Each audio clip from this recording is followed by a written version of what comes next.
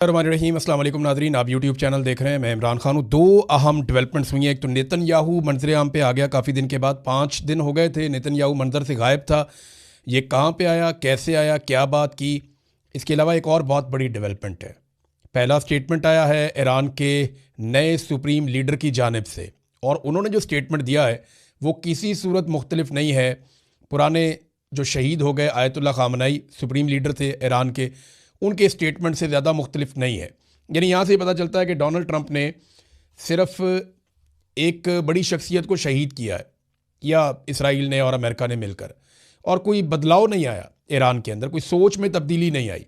पहले मैं स्टेटमेंट आपको बताता हूँ। जो स्टेटमेंट दिया है नए सुप्रीम लीडर ने, मुश्तबा खामनई, उन्होंने कहा मेरी वालदा, मेरे वालिद, मेरी बहन, मेरे बेटे, मेरी भांजी और मेरी बीवी को शहीद कर दिया गया, लेकिन मैं सब्र करूँगा। अल्लाह मुझे सब्र दे, सब्र के साथ तकलीफ़ बर्दाश्त करूँगा, शोहदा के खून का हिसाब लूँगा। अब उन्होंने जो अमेरिका को और इसराइल को तंबीह की है या जो वार्निंग दी है वो मैं आपको बताता हूँ। मुश्तबा खामनई का जो पहला स्टेटमेंट है उसमें वो कहते हैं कि अमेरिका मशरिक़ वस्ता में अपने फ़ौजी अड्डे बंद करे वरना हमले जारी रहेंगे, यानी ईरान हमले बंद नहीं करेगा।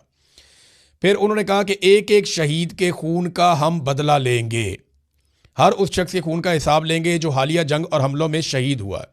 अपने शोहदा के खून के बदले के हक से हरगिज़ दस्तबरदार नहीं होंगे। ये जनाब एक अज़म है आयतुल्ला मुश्तबा खामनई का। और साथ ही उन्होंने कहा कि अमरीकी फ़ौजी अड्डे फौरी तौर पे बंद होने चाहिए। जब तक वो बंद नहीं होंगे खित्ते में, तब तक हम अपने हमले जारी रखेंगे। उन्होंने कहा कि मौजूदा हालात में मेरी जिम्मेदारियाँ बहुत बढ़ गई हैं और वो कौम की हमायत को अपनी सबसे बड़ी ताकत समझते हैं। दुआ गो हूँ कि अल्लाह मुझे कौम की बेहतर रहनुमाई करने की तौफीक अता फरमाए। फिर उन्होंने कहा दुश्मन अवाम को निशाना बना रहा है। ये उन्होंने कहा कि पूरी दुनिया देख ले, और दुनिया ने देख लिया है कि ईरानी अवाम एक अजीम और मुत्तहिद कौम है। अगर अवाम की हमायत ना हो तो किसी भी रहनुमा की कोई हैसियत नहीं होती। दुश्मन ईरान और उसकी अवाम को निशाना बना रहा है, लेकिन ईरानी कौम इत्तेहाद के साथ इन साजिशों का मुकाबला करेगी। फिर उन्होंने कहा कि ईरान का जो निशाना है वो अवाम नहीं है, वो अमरीकी फ़ौजी अड्डे हैं। अपने पैगाम में उन्होंने मज़ीद कहा कि ईरान किसी आम शहरी या मुल्क को निशाना नहीं बना रहा, बल्कि सिर्फ फ़ौजी अड्डों को हदफ बना रहा है, और ये कार्रवाइयाँ जारी रहेंगी। फिर उन्होंने कहा कि जितने पड़ोसी ममालिक हैं उनके साथ हम दोस्ताना ताल्लुकात रखना चाहते हैं, और हमारी ये ख्वाहिश है कि उनके साथ अच्छे ताल्लुकात हों। ईरान खित्ते में अमन चाहता है, लेकिन अपने दिफा और शोहदा के खून का बदला लेने से हम पीछे नहीं हटेंगे। ये जनाब स्टेटमेंट है। पहला ही स्टेटमेंट बहुत सख्त है उनका। उन्होंने साफ कह दिया जनाब यहाँ से अड्डे लेकर जाओ। दूसरा उन्होंने कहा हमले हम बंद नहीं करेंगे। तीसरा उन्होंने कहा कि हम तो बदला लेंगे जो हमारे साथ किया गया। चौथा उन्होंने कहा कि दुनिया देख ले कि ज़्यादती हमारे साथ हुई है, हमने नहीं की। अब जो नेतन्याहू आया मंजर आम पे, ये 5 दिन के बाद आया, और नेतन्याहू के बारे में कुछ आइडिया नहीं था कि ये किधर चले गए हैं। लेकिन अब पता चला कि नेतन्याहू ने किसी नामालूम मुकाम से एक प्रेस कॉन्फ्रेंस की है। ये जो प्रेस कॉन्फ्रेंस कल की नेतन्याहू ने, इसमें मीडिया उनके सामने मौजूद नहीं था। यानी नेतन्याहू कैमरा पे था, लेकिन मीडिया के जो क्वेश्चंस हैं वो ऑनलाइन आ रहे थे, सामने मौजूद नहीं था। वो उस तरीके से नहीं थी प्रेस कॉन्फ्रेंस के आप बैठ जाएं मीडिया में और सामने आ जाएं। नेतन्याहू की जान को खतरा है, और बहुत सारे लोग ये दावा करते हैं कि नेतन्याहू शायद मौजूद ही नहीं है यरूशलेम में या इजराइल में, ये कहीं बाहर निकल गया। कुछ लोग ये दावा कर रहे हैं। कुछ लोग कहते हैं कि ज़्यादा टाइम जो है वो अपने जहाज़ में गुजारता है। कुछ लोग कुछ कह रहे हैं। अलग अलग किस्म की बातें नेतन्याहू के बारे में की जा रही हैं, लेकिन एग्जैक्टली कोई नहीं जानता। हाँ, ये सबको पता है कि नेतन्याहू ईरान का सबसे बड़ा टारगेट हो सकता है, क्योंकि आयतुल्ला खामनई की शहादत के बाद ईरानियों के अंदर ये गम गुस्सा है, और वो ये चाहते हैं कि वो भी टारगेट को हिट करें। नेतन्याहू ने जो बातें की हैं उनमें चंद बातें अहम हैं। एक तो नेतन्याहू ने कहा कि इस्लाम चाहे सुन्नी हो या शिया हो, ख़ास तौर पे नेतन्याहू ने बात की इंतहा पसंद इस्लाम की, चाहे वो शिया हो चाहे वो सुन्नी हो, और ये पूरी दुनिया के लिए ख़तरा है। अब ये जो है ना, ये डेफिनेशन कैसे कर सकता है? यानी जितना इसराइल ने मारा मासूम बच्चों को और ख़वातीन को, उतना तो किसी ने नहीं मारा, और नेतन्याहू को एक रजिस्टर्ड वॉर क्रिमिनल के तौर पर दुनिया में देखा जाता है। बाकायदा नेतन्याहू के खिलाफ केसेस चल रहे हैं। अब वही नेतन्याहू जो है वो पूरी एक उम्मत को या पूरे एक मज़हब के मानने वालों को वो टारगेट कर रहा है। तो ये तय कौन करेगा कि कौन दहशतगर्द है कौन नहीं है? देखिए ना, ये तो कोई तरीकाकार नहीं है कि आप किसी भी मुल्क के ऊपर चढ़ जाएं और उसके ऊपर आप अटैक कर दें और आप कहें दहशतगर्द हैं। सवाल ये है कि जितने बच्चे शहीद हो गए या जितनी खवातीन शहीद हो गई, अभी जो लड़ाई हुई उसमें लगभग 20,000 बच्चे और 33,000 खवातीन गजा में सिर्फ शहीद हुई हैं। ईरान के अंदर जो बच्चे जख्मी और शहीद हुए हैं उनकी तादाद 1100 है। इसी तरह बैरूत के अंदर खवातीन और बच्चों को शहीद किया जा रहा है लबनान में। तो क्या ये सारे दहशतगर्द हैं या ये इंतहा पसंद है? ऐसा तो नहीं है।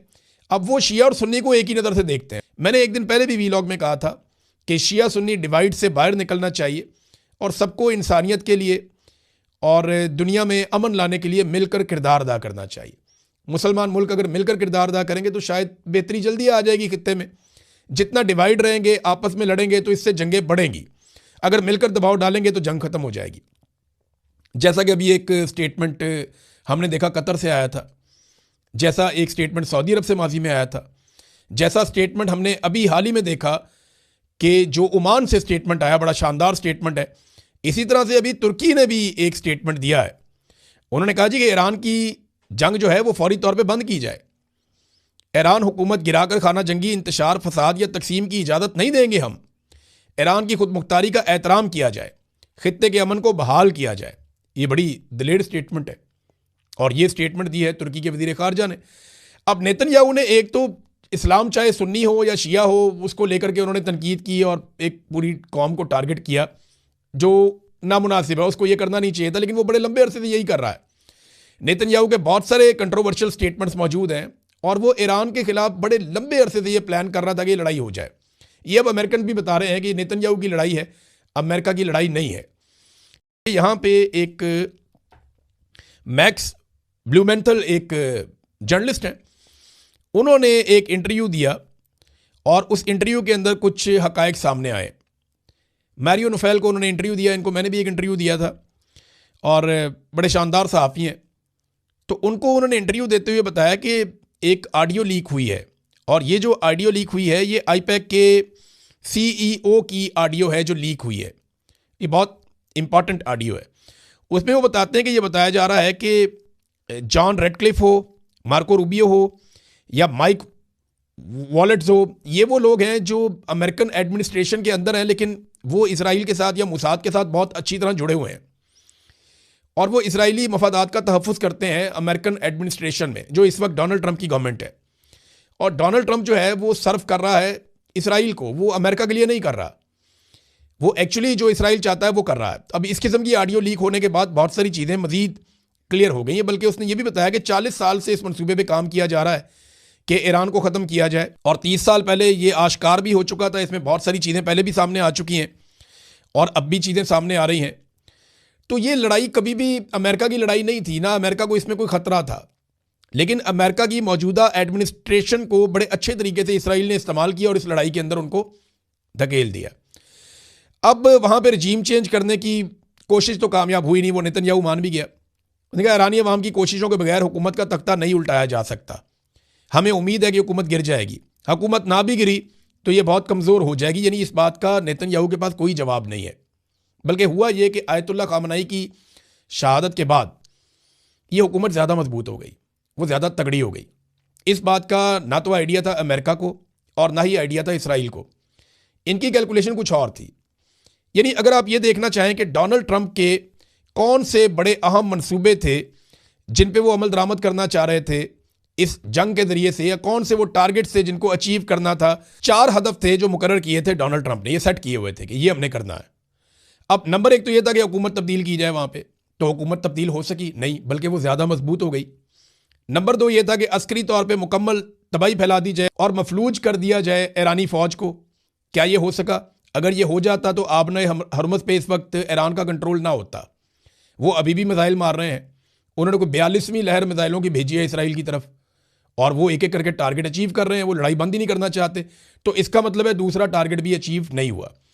तीसरा, डोनाल्ड ट्रंप ने कहा जी एटमी और मिसाइल प्रोग्राम हमने ख़त्म करना है। तो मिसाइल तो अभी भी मार रहा है ईरान, और एटमी प्रोग्राम के बारे में तो डोनाल्ड ट्रंप ने आज से 6 महीने पहले जून 2025 में कहा था कि हमने ख़त्म कर दिया। तो जब वो ख़त्म कर दिया था तो अब कैसे शुरू हो गया? तो ये हर मरतबा एक दावा करते हैं। आज भी ईरान के पास वो सलाहियतें बाकी हैं। यानी मुझे अच्छी तरह याद है 2010 की या 9 की बात है, गालिबन 9 या 10 की बात है। इमरान खान साहब ने ना ये एक दौरा रखा सेंट्रल पंजाब का। इसमें वो शेखुपुरा, मुरीद के, लाहौर, कसूर, इन इलाकों में उन्होंने एक दौरा किया था 1-2 दिन लगा के। तो उसमें जो हमारा पाकिस्तान तहरीक इंसाफ को कवर करता था जर्नलिस्ट, वो छुट्टी चला गया और उसकी जगह पे मेरी ड्यूटी लग गई। तो मुझे मौका मिला कि 2 दिन मैं लगातार देखूंगा इमरान खान किस तरीके से लोगों में जाकर लोगों को मिलते हैं। तो मैंने महसूस किया जहां इस आदमी को हंसी आती थी ये खुलकर हंसता था, जहां इमरान खान को गुस्सा आता था ये खुलकर गुस्सा भी करता था। यानी एक मैं आपको छोटा सा वाकया बताता हूं अब, क्योंकि ये खबर तो नहीं है लेकिन मैंने खुद इसको वाकये को अपनी आंखों से देखा है। इमरान खान साहब के साथ में उनके कोई दोस्त वगैरह भी उस दौरे में साथ थे। तो शायद कोई इमरान खान साहब का बंदा ऐसा था जिसके साथ उनका कुछ, काफी दोस्तों के साथ आपका हंसी मजाक भी होता है। तो वो सामने खड़ा हुआ था। तो एक जगह पे इमरान खान साहब को लोगों ने सड़क पे जबरदस्ती रोक लिया इकट्ठे होकर, और उन्होंने कहा जी हम आपको पगड़ी पहनाना चाहते हैं। वो इमरान खान साहब को स्टेज पे ले गए। वो पगड़ी पहना रहे थे ना, तो सामने जो बंदा था ना वो हंस रहा था। तो मुझे आज भी याद है इमरान खान, इसको हटाओ। तो यानी बड़ा नॉर्मल बिहेव करता है इमरान खान नेचुरली। इमरान खान साहब को ये वो इस तरह का नहीं है कि आना है आपने, जब आपको कोई हार पहनाएगा तो आपने 6 इंच नीचे होना है, हार पहनना है, फौरन उतार के अपने सेक्रेटरी को दे देना है, वो वाला नहीं है। इमरान खान का बड़ा नेचुरली है। अब ये ड्रामे व्रामे करते हैं इमरान खान की नकल करने के लिए, कभी शहबाज शरीफ जाके कभी कोई और ड्रामा कराते हैं, कभी नवाज शरीफ जाके कोई गेम डालाता है, कभी मरियम, ये सारे इमरान खान की नकलें करते करते इनकी उम्रें गुजर जाएंगी। ना ये इमरान खान बन सकते हैं, वो नेचुरल है, वो जो है वो है। और ये लोग आर्टिफिशियल है। इन्होंने जिंदगी में जो भी किया है उसके अंदर एक एक्टिंग है और एक ड्रामा है जो लोग क्रिएट करते हैं। अपने घर के अंदर कुछ और है, घर के बाहर कुछ और है। इनकी अपनी जिंदगी कुछ और है, किसी और तरह की है। यानी अपनी गाड़ियों में बैठते ही सबसे पहले तो ये अपने आप को सैनिटाइज करते हैं पूरी तरह से कि गरीबों के हाथ लग गए, अपने आप को ठीक करो। वैसे सफाई निस्फ ईमान है, लेकिन ये इनकी सिर्फ ये वजह नहीं होती, इन्हें गुर्बत से एक चिढ़ भी है। ये आम आदमी को, यानी मुझे अच्छी तरह याद है कि मजहर अब्बास साहब को गालिबन मरियम नवाज साहबा ने एक दिन कहा कि मजहर अब्बास साहब ये बेचारे 4 साल 5 साल नारे लगाते रहते हैं, तो इनको एक आधी थपकी तो बनती है ना कारकुन को। मुझे अच्छी तरह वाकया याद है, तो मैंने अपने कानों से सुनी हुई है ये बात। तो ये कारकुन को इतना ही समझते हैं, कारकुन की इससे ज्यादा कोई हैसियत इनके नजदीक है नहीं। तो इसलिए जो आदमी, इमरान खान बिल्कुल एक डिफरेंट पॉलिटिक्स लेकर आ गया। अब उनकी पार्टी भी वैसी है, वो सारे लोग ऐसे ही करते हैं।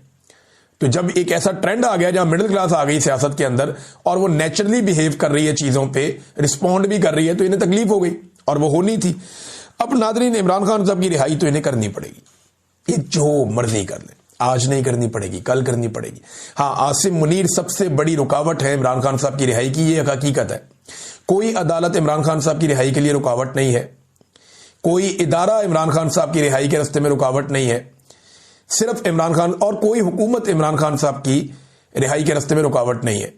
सिर्फ आसिम मुनीर साहब इमरान खान साहब की रिहाई के रास्ते में रुकावट है, और ये चंद लोग हैं जो रिहाई नहीं होने दे रहे, वरना इमरान खान साहब रिहा हो जाते अब तक। कोई कानूनी नुक्ता नजर से तो उनको कैद में रखा नहीं हुआ। ये तो उनके बदतरीन मुखालिफिन कहते हैं इमरान खान साहब के, पूरी दुनिया में हर जगह पे वो कहते हैं कि जनाब इमरान खान जो है वो इसलिए जेल में नहीं है कि वो गुनाहगार है, वो इसलिए जेल में है कि एस्टेब्लिशमेंट से उसकी लड़ाई है। और आसिम मुनीर नहीं छोड़ेंगे इमरान खान को, लेकिन छोड़ना तो पड़ेगा। ये आज नहीं तो कल छोड़ना पड़ेगा, और ये मुझे ऐसा लगता है कि आनन फानन सब होगा और इन्हें छोड़ना पड़ जाएगा। और 2024 के इलेक्शन में जिसने गंद मारा है ना 2024 के इलेक्शन में, उन सब का एहतसाब होगा, उन सबको एक दिन जवाब देना पड़ेगा। ये जितने अफसर हैं या सरकारी मुलाजिम हैं जिन्हें बड़ा शौक है ना सियासत करने का, ये सारे आपको मुस्तकबिल में रायबंड के बाहर या बिलावल हाउस के बाहर बैठे हुए आपको नजर आएंगे, और इनकी कोई औकात रह नहीं जाएगी। आज यानी आप अंदाजा कर दें इमरान खान को इररेलेवेंट करते करते ये कहां पहुंच गए। और अब तहरीके तहफ़्फ़ुज़ आईन पाकिस्तान वाले पंजाब जाना चाह रहे हैं, उन्होंने जीटी रोड के रास्ते जा रहा है। 4 साल गुजर गए इनको रिजीम चेंज ऑपरेशन किए हुए, लगभग 4.25 साल हो गए। 4.25 साल के बाद आज भी इनकी औकात यह है कि इन्हें पूरे पंजाब में क्रैकडाउन करना पड़ता है कोई भी पॉलिटिकल एक्टिविटी शुरू होने से पहले। ये अब तक लोगों के दिल में जगह नहीं बना सके, ये अब तक लोगों के बीच में पेनिट्रेट नहीं कर सके। इनकी औकात ही नहीं बची, ये कर ही नहीं पाएंगे, इनसे होगा ही नहीं।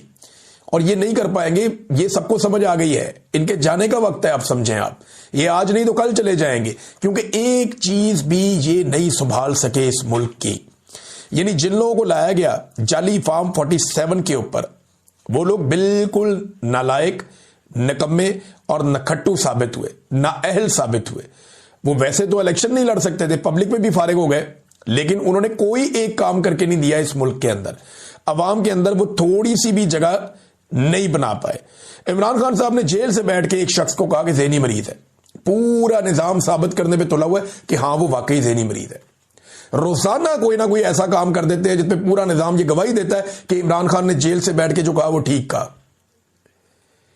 यानी कभी DGI/SPR की प्रेस कॉन्फ्रेंस, या तो क्या कोई बनता है, आप उठ के सियासी प्रेस कॉन्फ्रेंस कर रहे हैं और अजीब तरीके की आपकी बॉडी लैंग्वेज है जो किसी प्रोफेशनल सोल्जर की हो ही नहीं सकती। कभी इंडिया में देखा आपने किसी को ऐसे प्रेस कॉन्फ्रेंस करते हुए? कभी बांग्लादेश में देखा किसी फौजी को ऐसे प्रेस कॉन्फ्रेंस करते हुए? ये वज़ीर आला खैबर पख्तूनख्वा जो सुहेल अफरीदी साहब हैं, ये तलबा के अंदर जाते हैं, नौजवानों में जाते हैं, बच्चों में जाते हैं, तो ये बहुत नेचुरली उनके साथ बिहेव करते हैं, क्योंकि इन्हें बंदे इकट्ठे करने का, रश दिखाने की